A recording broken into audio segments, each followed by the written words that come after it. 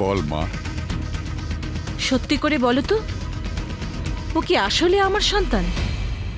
Yes, আপনি যে সৈয়দ রায়হান বাবুর সন্তান আমি তা জেনেছি, আর তাই বলছি আপনি যে অভিযোগ করেছেন এটা নতুন কিছু নয়।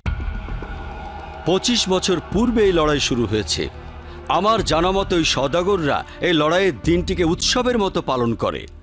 পুলিশ যেতে পারবে না, মামলা করা যাবে না, এই সবই সওদাগর বংশের তৈরি করা নিয়মকানুন, যা সবার কাছে আইনের মতো। কিন্তু তা মেনে নিয়ে অনুমতি দেওয়াটা কি আইনসঙ্গত? একজন জেলা প্রশাসক হিসেবে তা বন্ধ করার দায়িত্ব তো আপনার।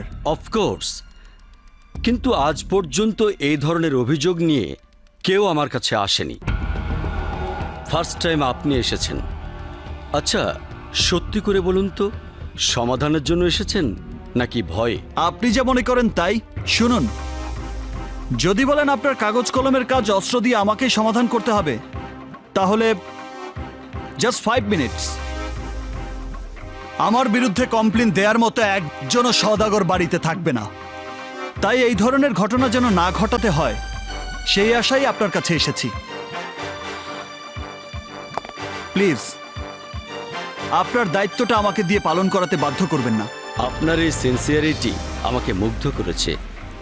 আমি আমার দায়িত্ব অক্ষরে অক্ষরে পালন করব। All the best.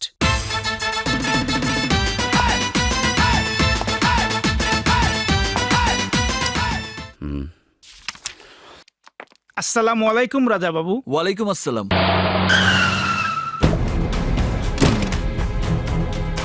হঠাৎ আপনি এখানে? ডিসি সাহেবের সাথে একটু কাজ ছিল। ও আচ্ছা, আসি। জি। Thank you. আসসালামু আলাইকুম।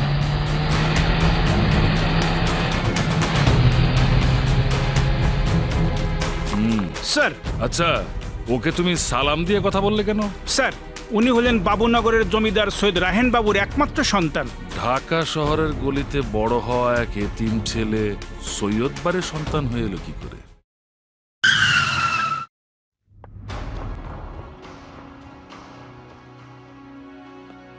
আসসালামু আলাইকুম স্যার। ওয়ালাইকুম আসসালাম। আপনি এখানে?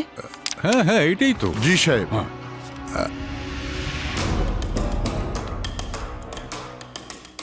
দয়া করে এই পত্রে একটা সাইন করে আপনার অভিযোগটা প্রত্যাহার করে নিন। কারণ? কারণ ওগো, এরা আমার সন্তানদেরকে মেরে ফেলবে, তুমি ওদেরকে রক্ষা করো। এরা